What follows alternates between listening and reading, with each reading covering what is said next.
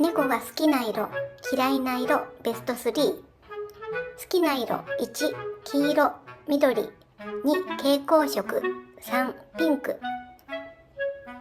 赤系の色は識別できないと考えられている猫。なぜかピンクが好きな猫が多いそうです。嫌いな色、1、黒、2、紺色、3、白。